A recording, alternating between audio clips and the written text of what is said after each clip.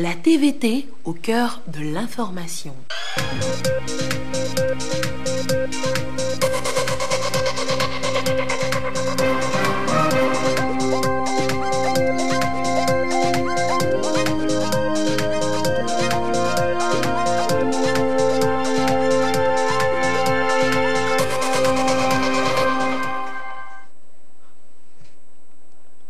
Madame, Monsieur, bonsoir et merci de nous rejoindre sur la télévision togolaise à l'heure du journal, dont voici les titres. Pendant que les CELI se constituent sur toute l'étendue du territoire national, la Commission électorale nationale indépendante CENI, elle aussi s'organise. Elle vient de démarrer une séance d'évaluation des opérateurs de saisie OPS ce matin à Lomé. Éducation, les résultats du baccalauréat première partie sont connus depuis ce jeudi matin. Les résultats du probatoire ont été proclamés ce jour sur toute l'étendue du territoire national et vous aurez les échos dans cette édition. Et puis, l'Union européenne soutient plusieurs projets de développement au Togo, au nombre desquels le projet eau et assainissement de la ville de Noche, qui est à sa deuxième phase. Et hier, l'ambassadeur européen est allé aux nouvelles. Voilà pour les titres. Nous débutons cette édition avec l'actualité politique pour vous signaler que l'installation de la commission électorale locale indépendante entreprise dans la région des Plateaux s'est poursuivie avec la mise sur pied des CELI à haut et moyen mono. Et cette installation officielle donne le ton au démarrage de leurs activités et celle d'accompagner la CENI pour le bon déroulement des processus électoraux à venir. Le point de cette cérémonie d'installation avec la correspondance depuis les Plateaux de Silver Abdou. Ils sont appelés à accompagner le processus électoral à venir avec, entre autres missions, organiser et superviser les opérations de révision des listes électorales pour garantir un scrutin libre et transparent. Il s'agit donc, au cours de cette cérémonie d'installation, entreprise par la CENI, de faire connaître aux membres des CELI leurs différents cahiers de charges et leur rôle à jouer au sein de leur circonscription en vue de la réussite des élections. Cette commission, installée ici à Notien pour le compte de la CELI Rao, a à sa tête le magistrat Kondo Uronyao. Cette commission entend faire preuve de professionnalisme et de patriotisme dans l'exercice de sa fonction pour un processus électoral apaisé. Membre de la CELI, vous ne servez plus seulement votre famille ou votre profession ou encore votre parti politique. En fait, vous êtes appelé au service de toute la nation. Et quelqu'un a dit que la matière électorale, de par le nombre de personnes qu'elle concerne, est l'une des plus importantes qui puisse nous être donnée de manipuler. Donc c'est une importante responsabilité, c'est quelque chose à quoi il faudra penser. Même démarche à Tongue dans le moyen mono. Ici également, la commission électorale locale indépendante a été mise sur pied. Conduite par le président du tribunal de première instance de Tongue, la commission s'engage à travailler pour assurer le bon fonctionnement du processus électoral. C'est une importante responsabilité parce qu'à chaque fois, nous avons heureusement un cap. Notre cap, c'est le 20 décembre pour les élections législatives. Chaque décision que vous prendrez, chaque acte que vous poserez aura un impact sur la vie de 7 millions de personnes et plus. Donc c'est quelque chose auquel je souhaite que vous pensiez tous les jours. Les CELI, Commission électorale locale indépendante, sont des démembrements de la CENI dans les préfectures destinées à exécuter les décisions de la CENI pour son bon fonctionnement. Et même cérémonie du côté de Oti Sud dans les Savanes, dans plusieurs localités de la région centrale et dans la préfecture des Lacs. Le point avec Désiré Aloy, Lamarck Boudjona et Ekoui Salah. Les Togolais iront aux urnes le 20 décembre prochain pour élire leurs représentants à l'Assemblée nationale. Le chronogramme pour y arriver se déroule sur le terrain. L'installation des commissions électorales locales indépendantes se lie un maillon du processus respecté à Tangouar, à Loti et à Loti Sud. Le professionnalisme et l'esprit collégial sont les pièces maîtresses pour bâtir un travail de qualité dans l'équipe. Une équipe pour conduire le processus dans la neutralité et le respect strict des textes régissant la CELI. Nous avons, après chaque installation, donné des conseils aux membres de CELI. ils doivent travailler dans la stricte transparence. Ils doivent travailler dans la neutralité. Ceci afin de permettre à notre pays de se doter des élus sans contestation majeure. C'est de cette manière que nous pourrons construire notre démocratie, renforcer notre état de droit. Lecture de l'article 28 du Code électoral portant composition et organisation de la CELI pour les édifier et travailler dans la transparence et l'esprit d'équipe. Il s'agit pour nous nommer d'abord escalité et comme le dit l'article 28, en tenant compte de nos compétences et de notre probité, faire en sorte que le processus électoral à Oti et Oti Sud se suivent suivant les règles du code électoral. C'est en cela que nous participons à la construction de la démocratie dans notre pays. Nous allons, n'est-ce pas, œuvrer en toute impartialité avec neutralité à l'organisation, n'est-ce pas, des prochaines séances électorales dans notre pays. Toutes les préfectures de la région des Savanes connaissent leur CELI, un démembrement de la CENI pour conduire le processus électoral. Les commissions électorales locales indépendantes CELI de Blita et de Sotoubouamo ont été installées. Composées pour l'instant de 5 membres chacune, ces CELI seront de 7 membres comme prévu par le code électoral lorsque d'autres formations politiques censées faire partie prendront le train en marche. Déjà en fin de la semaine dernière et en début de celle-ci, la délégation de la Commission électorale nationale indépendante CENI avait installé les bureaux des CELI de Bassar, de Tchaoudjo et de Tchamba. Cette installation des CELI fait suite à la feuille de route du 53e sommet des chefs d'État et de gouvernement de la CEDEAO tenu à Lomé le 31 juin dernier. Ce sommet avait exhorté le gouvernement togolais à la révision intégrale du fichier électoral pour l'organisation du scrutin législatif au 20 décembre 2018. Face à cette importante recommandation et conformément aux dispositions du Code électoral, notamment à son article 27 qui prévoit entre autres démembrement, les CELI, il était donc important pour la CENI d'enclencher l'installation des 10 démembrements. Pour la région centrale, l'équipe d'installation est composée de M. Anakoma Ibeta et de Kegbero Latif.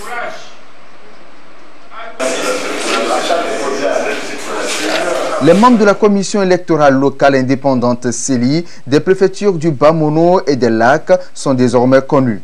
L'installation de ces CELI permet à la CENI d'être prête pour l'organisation des prochaines échéances électorales au Togo. Ils sont 6 membres à couvrir les circonscriptions électorales des Lacs et du Bas-Mono. Ces CELI ont pour mission de superviser le recensement électoral ou les opérations de révision des listes électorales, entre autres. Ils ont été édifiés sur leurs responsabilités et leurs attributions à travers une lecture succincte du code électoral par Potobere Tozim, membre de la CENI.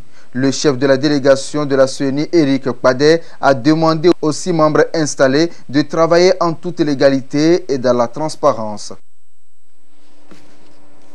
Et parallèlement aux opérations d'installation des CELI, la Commission électorale nationale indépendante CENI procède également au recrutement de son personnel. Par l'intermédiaire de l'Agence nationale de promotion de l'emploi, 5000 agents vont être recrutés. Et les séances de test ont démarré ce matin à Lomé. Les précisions avec Jules Afanchao et Pierre Soussouko. La pendule tourne et avec elle, la CENI. La Commission électorale nationale indépendante procède ici au recrutement du personnel devant les dés durant les prochaines échéances électorales. Par le truchement de l'Agence nationale pour la promotion de l'emploi ANPE, environ 5000 agents vont être enrôlés. Et la présente étape est consacrée à l'évaluation des candidats. Le test consistait à servir un test dans le logiciel qui a été programmé. Ça n'a pas été facile, il faut être très rapide, et puis il y a la rapidité et puis l'efficacité pour s'en sortir. Chez moi, Et les 2 minutes, j'ai pu faire ce que je pouvais. Donc, c'était bon quand même. C'est un petit exercice de 2 minutes pour trier les meilleurs du lot. Le logiciel qui a servi de test est un logiciel développé. C'est un logiciel libre, utilisé couramment par les secrétaires. C'est un logiciel de dactylo. Donc, et c'est programmé pour une durée de 2 minutes pour chaque candidat qui passe. Après les 2 minutes, le logiciel s'arrête automatiquement. Et après, nous, informaticiens, nous allons récupérer les fichiers et faire un traitement automatique.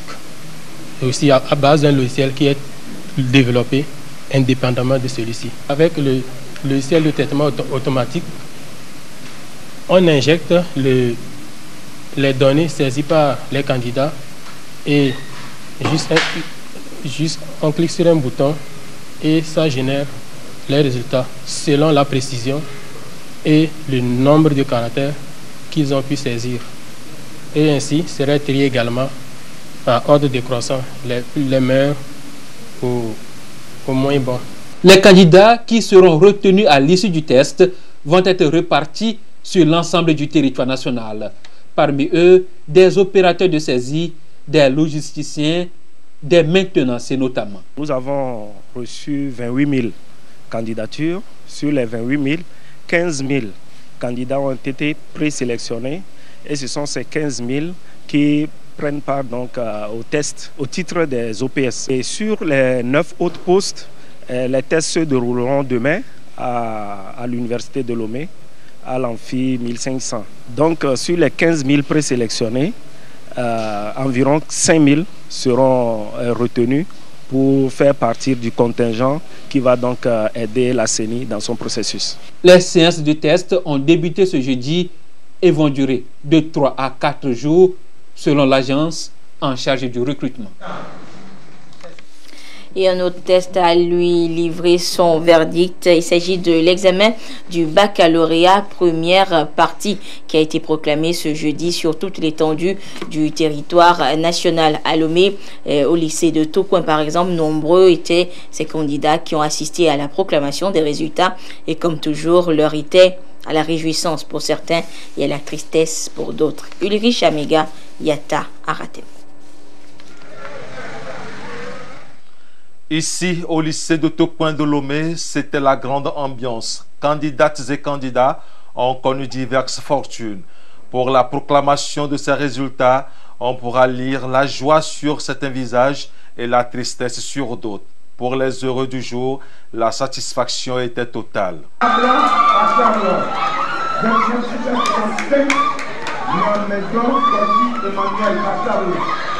Je suis tout simplement content ce matin du résultat obtenu parce que la réussite est au bout de l'effort. Je suis un peu déçu pour les autres camarades qui n'ont pas réussi. Je les encourage à mieux travailler la prochaine fois. Je n'ai pas eu la mention que je voulais, mais bon, je rends grâce à Dieu pour ça parce que vraiment, il m'a accordé la grâce de réussir au bac 1. L'année scolaire 2017-2018 aura connu des hauts et des bas. Mais à l'heure du bilan, les responsables des établissements se disent satisfaits au vu des résultats. Ceci grâce aux efforts consentis par le gouvernement pour que cette année scolaire aboutisse. C'est un soulagement pour moi personnellement et je peux dire même que c'est un soulagement pour tous, pour les chefs d'établissement, pour les enseignants, pour les parents d'élèves. Par rapport à l'année dernière, je crois que les résultats de cette année sont bons. C'est une occasion pour moi de remercier les plus hautes autorités de ce pays qui ont tout fait pour que l'année se déroule normalement et pour qu'on arrive à ces résultats. En attendant les statistiques définitives sur toute l'étendue du territoire, le lycée de Tokoin s'en sort avec 522 candidats admis sur les 670 présentés, soit 77,90%. Les épreuves orales commencent demain vendredi. Éducation toujours, d'ici 2 ans, le Togo devra disposer d'une carte scolaire, un outil dont le processus vient d'être enclenché. La carte scolaire permettra de résoudre le problème de création anarchique des établissements scolaires par les communautés. Et c'est un outil de planification rationnelle des besoins éducatifs pour le gouvernement. Le compte rendu avec Yves Agbevivi et Antoinette Omao. Au revoir. Création anarchique des écoles à initiative communautaire crée des difficultés de gestion au gouvernement, d'où la nécessité pour ce dernier de disposer d'un outil pouvant assainir et redynamiser le système éducatif. Il s'agit de la carte scolaire dont le processus de mise en œuvre est en cours d'élaboration. Et pour une meilleure maîtrise de cet outil, une séance de sensibilisation est initiée à l'endroit des acteurs du monde éducatif. La carte scolaire est en effet un outil de planification au niveau local et national dont la finalité est la programmation des besoins futurs en matière d'éducation. Si le processus est bien mené, il devra permettre d'améliorer de façon sensible la gestion et le fonctionnement du système éducatif dans sa sphère déconcentrée, de planifier rigoureusement la création des établissements scolaires et leur répartition géographique, la formation et le recrutement du personnel enseignant et du personnel d'appui, ainsi que la construction des salles de classe et l'acquisition des équipements pédagogiques. D'ici à 2 ans, le processus devra aboutir. Il permettra au Togo de disposer de sa carte scolaire prospective et consensuelle. Ceci devra aider le gouvernement à mieux planifier les besoins éducatifs. Les communautés, elles, pourront s'en servir en cas de besoin de création de structures scolaires. Une délégation du ministère de l'eau et de l'hydraulique villageoise était à Sokodé pour une rencontre d'échange avec les acteurs du 10 secteur de la région centrale. La rencontre était basée sur l'accessibilité durable et équitable des populations au service d'approvisionnement en eau potable. Depuis Sokodé, la correspondance de Lamarck Bodjona. Le Togo fait du secteur de l'eau une priorité et un choix stratégique pour l'importance qu'occupe l'eau dans la vie. Ce secteur se trouve confronté à des défis, notamment l'épuisement des ressources et la dégradation des ressources en eau. Cette rencontre d'échange des acteurs de l'eau de la région centrale avec le ministère de l'eau et de l'hydraulique villageoise vise à trouver des approches de solutions à cette problématique afin de contribuer à l'accès durable et équitable de la population au service d'alimentation en eau potable et à la gestion durable des ressources en eau. Nous sommes dans la région centrale pour rencontrer les ONG, les bureaux d'études, les sociétés qui produisent de l'eau que nous appelons communément Piawata, les hôtels et restaurants, pour les dire combien nous attendons d'eux, combien nous attendons par rapport à leur contribution. Nous voulons d'une façon ou d'une autre élaborer une stratégie du secteur de l'eau. Il va falloir que leurs attentes, leurs aspirations, leurs recommandations soient prises en compte.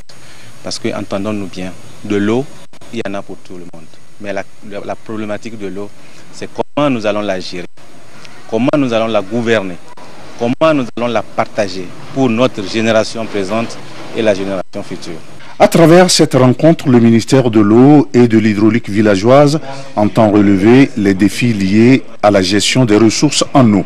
Cette rencontre va nous éclairer sur la façon de gérer l'eau dans la région et peut-être nous permettre de donner des conseils utiles à nos clients pour qu'il y ait l'utilisation rationnelle de l'eau, éviter le gaspillage et en plus prendre les mesures idoines pour pouvoir protéger l'environnement car l'eau c'est fondamental pour la vie.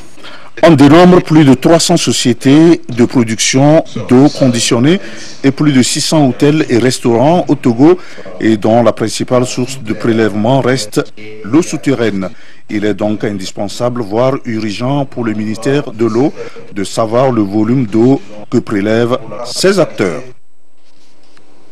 Madame Christina Martins Berrera était à Noche hier pour constater l'état d'avancement des travaux de mise en œuvre de la phase 2 du projet eau et assainissement de la ville de Noché. Et c'est parti ainsi pour une semaine de tournée sur toute l'étendue du territoire national. Et la chef de la délégation de l'Union européenne entame ainsi cette tournée afin de faire le bilan à mi-parcours des projets soutenus par son institution au Togo. Le compte-rendu de la visite à Noché avec Ferdinand Diassoa. Cette visite de chantier des projets de l'Union européenne en cours d'exécution dans la commune de Noché marque le démarrage d'une semaine de tournée de Cristina Martins Barrera. Sur les différents sites comme ici, la chef de la délégation de l'Union européenne au Togo constate l'état d'avancement des travaux de la mise en œuvre de la phase 2 du projet eau et assainissement de la ville de Noché. Un projet qui, à terme, va permettre d'ériger un château d'eau de 100 mètres cubes afin de desservir les populations en eau potable. C'est une bonne chose d'avoir ce château d'eau qui va desservir les zones de faible pression. Ce n'est pas toute la ville qui est de faible pression, mais une partie qui se trouve sur cette colline. Nous remercions beaucoup l'Union européenne pour tout ce que l'Union européenne fait, d'abord pour notre pays et puis particulièrement pour la commune de Noché. Nous sommes comblés de ce projet parce que l'eau, vous le savez tous, c'est l'aliment rare pour la population. Et si nous avons la chance que nous avons l'adduction d'eau dans la commune, ça va être renforcé. Je crois que c'est une bonne chose, tout le monde doit saluer. L'Union européenne veut ainsi contribuer aux côtés de l'État togolais à améliorer les conditions de vie des populations, surtout celles des couches les plus vulnérables. D'un coût total de 60 millions de francs CFA avec une participation de 10% de la commune de Noché, le PEAN2 s'inscrit dans la droite ligne du processus de décentralisation initié par le gouvernement togolais. Il y a une phase 1 qui n'a pas rempli tous les objectifs qui étaient les objectifs des bénéficiaires, pas nécessairement les objectifs du projet, parce que parfois on ne peut pas tout mettre dans une première phase, mais ça signifie surtout que la première phase a donné suffisamment de bons résultats et nous a donné la confiance dans l'exécution pour qu'on passe à une phase 2 pour compléter ce qui n'a pas été fait dans la phase 1. La première phase de ce projet a déjà permis à plusieurs localités de la ville de Noché de bénéficier des latrines et du matériel de salubrité publique. Prochaine étape de la tournée, Kara, dans la préfecture de la Kosa. Développement à la base toujours, cette fois avec la grande plaine risicole de Djablé. Vous vous en souvenez, en février dernier, le chef de l'État était sur les lieux pour lancer le PDRD, un projet qui viendra transformer la plaine en une plateforme d'exploitation agricole plus rentable et économique. Et les acteurs clés se sont alors mis à l'œuvre. Aujourd'hui, le projet est à sa phase décisive de démarrage avec la sensibilisation des acteurs à la base, c'est-à-dire les bénéficiaires, pour une meilleure appropriation des différentes réalisations en vue. Les précisions avec Adolphe Paca. Chefs traditionnels, propriétaires terriens et bénéficiaires en ligne de mire de ces échanges. Une démarche décisive dans la mise en œuvre du projet de développement rural de la plaine de Djablé, PDRD. Et la plaine, la voici. Elle s'étend à perte de vue. Une zone marécageuse, bien disposée à l'exploitation agricole tous azimuts et en toute saison. Le gouvernement aura alors bien vu en initiant le PDRD. Mais à ses débuts, le projet a eu à faire face à l'incrédulité des bénéficiaires. Et au début, nous avons eu un peu de réticence. C'est-à-dire certains n'ont pas cru que c'est vraiment un travail qu'il faut faire qui sera bénéfique pour le village ou bien pour le pays même. Ils se sont lancés dans la vente dans les ventes de terrain parce qu'on disait que l'État va leur retirer les terrains, on va leur retirer ça. Ceux qui ont été les premiers à nous agresser dans ce travail-là sont devenus aujourd'hui les meilleurs partenaires même de choses. Ils sont là, ils ont compris que c'est une importance parce que nous avons visité Mission Tové pour voir ce qui se fait là-bas. Et ils nous ont expliqué en long à large. Une démarche participative inclue dans la méthodologie de mise en œuvre du projet. Le comité de pilotage ne compte rien faire à moitié. En ordre de bataille depuis le lancement par le chef de l'État, elle amène déjà les bénéficiaires à changer de mentalité. Ici, à Diagoulé, la plupart des gens n'ont pas compris le projet. Maintenant, quand ICAT est venu pour nous sensibiliser, nous allons travailler avec lui. Parce que la riziculture, c'est un bon projet pour nous. Donc je pense qu'avec le projet PDDR et ensemble avec l'ICAT, je pense que ça va nous donner une vie économique meilleure. Aujourd'hui, le message qu'on nous a apporté, grâce à des conseils que la DRAEP et l'ICAT nous ont donnés, ça a touché droit à nos cœurs. Donc, on a vite compris que le projet là veut vraiment aider la population. Donc c'est vraiment très important pour nous quand ICAT et PDR doivent s'associer maintenant pour au moins donner des directives, des conseils à nos frères et sœurs. Ça m'a beaucoup fait plaisir.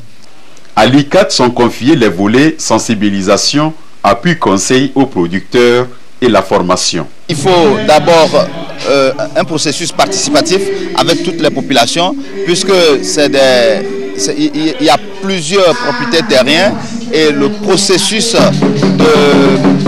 de sécurisation foncière est un processus assez long et ça a pris du temps. Et je crois qu'aujourd'hui, nous sommes dans la phase où le projet va démarrer avec les aménagements hydro-agricoles. Il faut que les populations puissent adhérer d'abord aux objectifs du projet. Il faut que les populations de la plaine soient organisées pour pouvoir mieux utiliser ces infrastructures. Bientôt le démarrage de grands travaux d'aménagement qui viendront transformer la plaine en zone risicole. D'autres activités comme le maraîchage, l'élevage et la pêche y sont associées pour bien répondre aux attentes des bénéficiaires. Ici, le ciel reste très généreux et ne manque pas en saison réelle d'envoyer sa bénédiction. De bon augure donc pour les producteurs. Le Togo en passe de disposer d'une stratégie nationale de gestion des ressources humaines de l'État basée sur le mérite. Le document est soumis à validation depuis ce matin à Lomé. Les travaux vont permettre aux participants d'analyser et d'amender le document afin qu'il soit en phase avec le plan national de développement PND. Les précisions avec Aïcha Zébrou et Chazenam Baga. Les ressources humaines de l'État, les voici. Les fonctionnaires et autres agents de l'administration publique. Elles constituent le moteur de la mise en œuvre des politiques publiques qui sont développées dans les différents ministères. Elles sont également la cheville ouvrière des services publics qui sont livrés aux usagers et l'interface entre les pouvoirs publics et les citoyens. Les états généraux de l'administration publique de 2006 et l'audit stratégique et organisationnel des ministères et institutions qui a suivi ont révélé un déficit de compétences et d'outils de gestion adéquates de ces ressources humaines. Voilà qui justifie l'élaboration d'une stratégie nationale de gestion des ressources humaines de l'État avec un point d'orgue sur le mérite.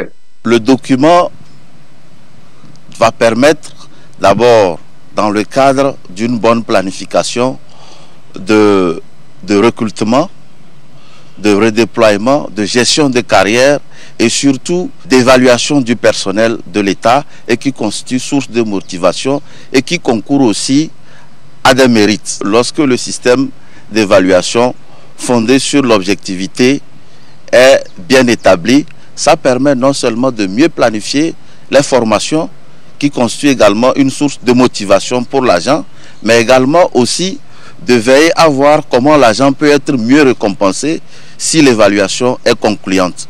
Donc, toutes ces stratégies-là, c'est comment aller dans la perspective d'une fonction publique de mission qui permet à l'agent au quotidien d'être mieux géré et d'avoir une meilleure condition de travail et de vie.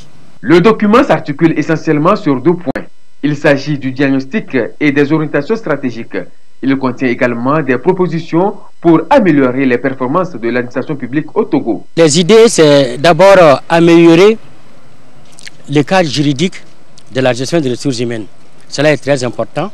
Et à partir du référentiel juridique, il faudra revoir les mécanismes du recrutement pour le concours professionnel, les mécanismes de gestion des dossiers et des agents. Il s'agit également de la gestion prévisionnelle. Vous savez qu'on ne peut pas gérer les ressources humaines au quotidien. Il faut faire des projections. Nous avons proposé aussi des outils à ce niveau. L'évaluation des performances aussi est très très importante. Nous avons fait également des propositions dans ce sens. Dans l'élaboration de ce précieux outil de planification et de gestion du personnel de l'État, le Togo bénéficie de l'accompagnement du programme des Nations Unies pour le développement. L'institution onusienne réaffirme son engagement à soutenir le processus. Aider le gouvernement à disposer d'une stratégie de gestion des ressources humaines de l'État est un élément fondamental dans le dispositif de gestion des ressources humaines de l'État. Donc le programme des Nations Unies s'engage davantage à accompagner ce processus de réforme de l'administration publique pour l'atteinte des objectifs de développement au Togo. Le secrétaire général représentant le ministre de la fonction publique, du travail et de la réforme administrative a insisté sur la nécessité d'analyser et d'amender le document afin qu'il soit conforme aux orientations stratégiques du plan national de développement.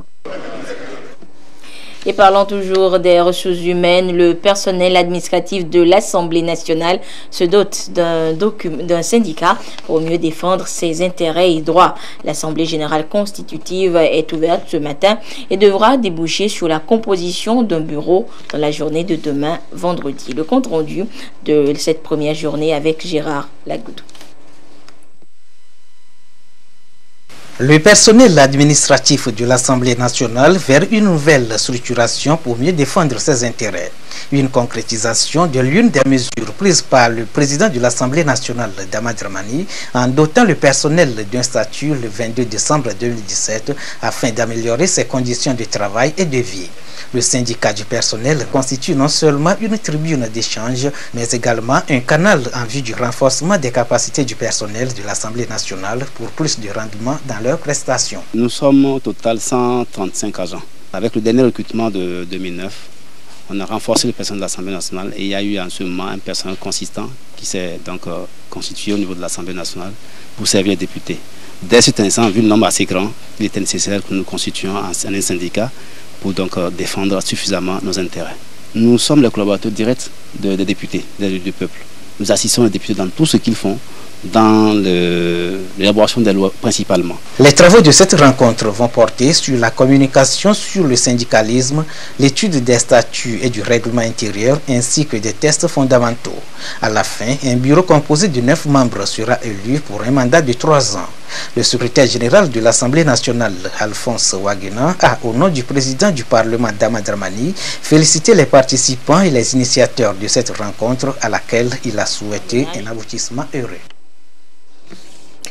L'INAM veut élargir la protection sociale au monde agricole. La couverture médicale donc prendra en compte le monde agricole et le processus est déjà lancé et ce sont les producteurs de coton qui sont les premiers ciblés. Une étude de faisabilité a donc été menée en 2017 auprès de 483 ménages et 15 centres hospitaliers opérant dans les zones à forte production de coton. Et ces résultats ont été présentés ce matin à Lomé. Le compte rendu avec Augustin Kossi et Rachel Aoku. Les premiers pas vers l'inclusion des producteurs de coton dans la protection sociale au Togo se posent. Après l'étude de base de cette couverture assurance maladie, les résultats sont ici présentés aux producteurs et à l'organisme de protection sociale. Il s'agit d'analyser les différentes options, définir les modalités et le panier de soins. À la fin de cet atelier, on aura certes une option pour la couverture parce que les études ont permis de définir 3 types d'options qui, bien entendu, sont des options de couverture par famille. Aujourd'hui, on peut évoluer entre 4 à 6 enfants par famille, ce qui a permis de faire plusieurs hypothèses et des options sur lesquelles les producteurs de coton, du moins leurs représentants eux-mêmes, vont se positionner aujourd'hui. Sur le panier de soins, on est déjà d'accord. Nous intégrons certains aspects spécifiques, par exemple les morsures de serpents qui sont très courants. Nous allons définir également les modalités de paiement des cotisations. Qui va payer et combien ça va coûter. Ce qui est important aujourd'hui, c'est de pouvoir trouver donc un accord sur la façon dont les cotonculteurs veulent être couverts. La protection sociale du secteur de l'agriculture est une des priorités des plus hautes autorités du Togo. Elles entendent ainsi assurer aux producteurs les meilleures conditions de vie et de travail. Une bonne nouvelle donc pour les producteurs de coton dans la première étape de cette protection sociale. Nous tombons malades, mais avec notre maigre revenu, nous n'arrivons pas à couvrir les soins médicaux individuellement. Nous n'arrivons pas. Il y a aussi des morsures de serpents. Donc notre bourse aussi ne nous permettait pas de prendre en charge aussi nos malades. Ce que l'INAM vient de nous présenter, c'est une opportunité pour nous qui vient vraiment amortir nos souffrances quotidiennes. Donc vraiment c'est salutaire ce projet. L'aboutissement de ce rêve des cotonculteurs de se voir protégés de face par l'INAM reste en même temps un espoir et un défi pour nous. Comment mobiliser les producteurs pour que la productivité soit au rendez-vous, pour pérenniser leur contribution. C'est pourquoi, en choisissant de protéger les cotonculteurs dans leur santé, ce qui devra leur permettre de libérer leurs énergies, c'est en même temps un clin d'œil donné à la vision stratégique.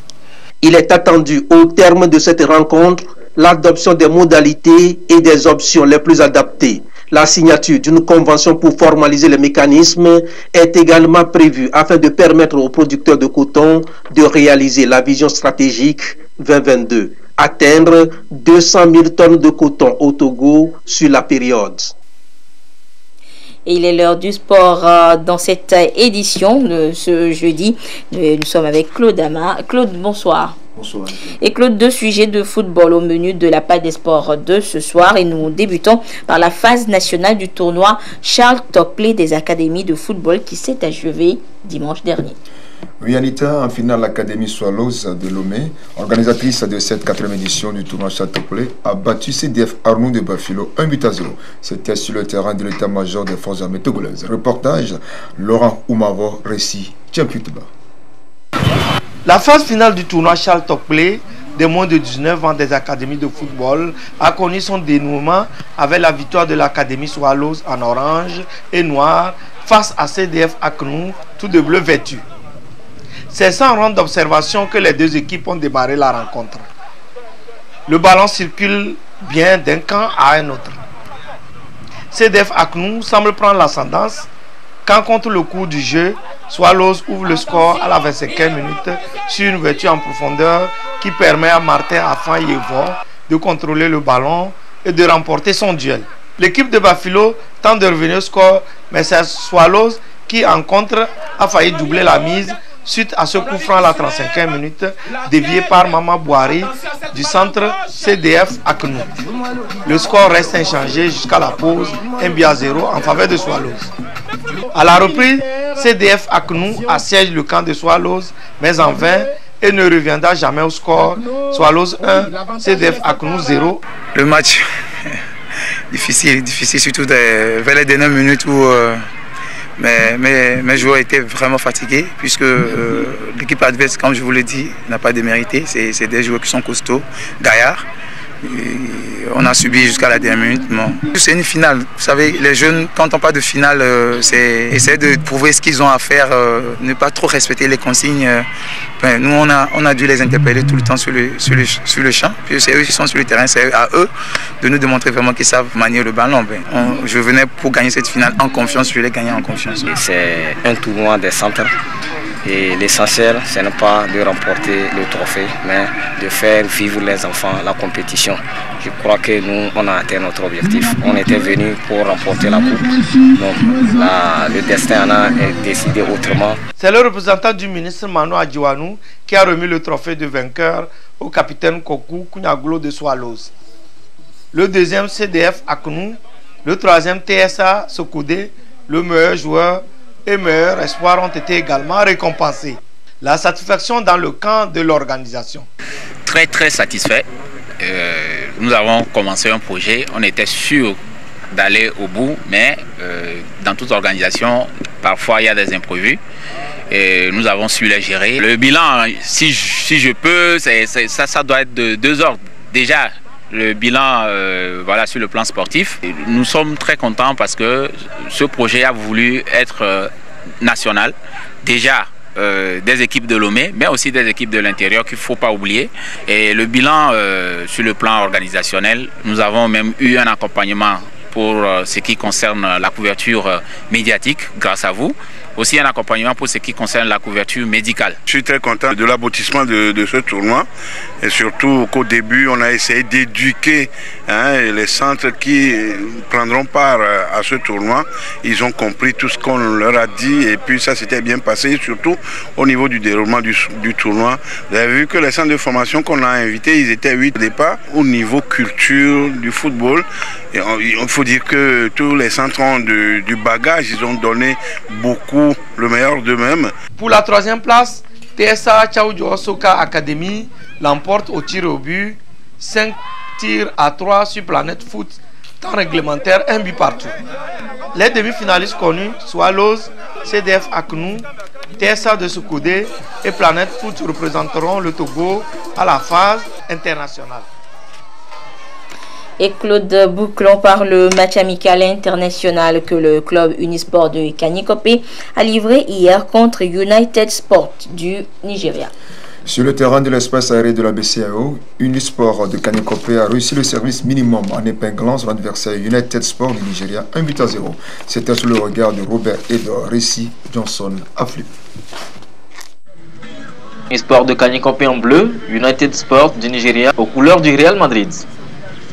Un match amical qui s'est déroulé tambour battant au vu et au su des autorités sportives du district numéro 11 de la Ligue de football Lomé-Golf. Ce sont les Bleus de Kanikopé qui sont les premiers à se porter vers l'avant, mais leurs offensives sont infructueuses. Une vingtaine de minutes passées, les visiteurs rétorquent, mais n'arrivent pas eux aussi à marquer. Les deux formations vont à la pause dos à dos, 0 but partout. À la reprise, Unisport de Kanikopé accélère. Les Bleus trouvent enfin le chemin des filets à la 55e minute sur un coup franc bien travaillé de Aloumon Apelité. United Sport court derrière son retard, mais il ne le rattrape jamais. Le score est resté là, 1-0 pour Unisport de Kanikopé. C'est un match test pour les joueurs. Comme on est en train de rentrer dans une coupe de rénovation de costume soutien à Difakota, c'est pour cela qu'on est en train de préparer ce match-là. Donc je tiens à féliciter aujourd'hui mes joueurs. On a joué dans tous les comportements, la finition qui n'est pas du tout bon. On va essayer de voir tout ça là et la prochaine fois on verra ce qu'on peut faire. Cette collaboration va servir à renforcer l'effectif du club Unisport qui entend aller au-delà du niveau district. Notre objectif principal, c'est de voir si on arrive à détecter des talents au niveau de la diaspora. Pourquoi pas ne pas les faire venir ici, les encadrer et puis les faire alimenter les équipes sur place ici. C'est la raison principale pour laquelle nous avons organisé ce match amical pour juger leur niveau par rapport à nos équipes sur place. Pour qu'on puisse avoir de bonnes équipes en 2e et 1re division. Oui, Claude, une dernière information. Donc, tout pour la part des sports d'aujourd'hui. Samedi, Jean et Dédié et moi serons au rendez-vous du magazine Sport et Détente. Merci Claude et on se retrouvera et c'est avec plaisir qu'on vous retrouvera jeudi prochain pour d'autres actualités sportives. Et voilà donc c'est sur cette paille des sports donc que se referme cette édition. Merci de votre fidélité à la télévision togolaise. Au revoir.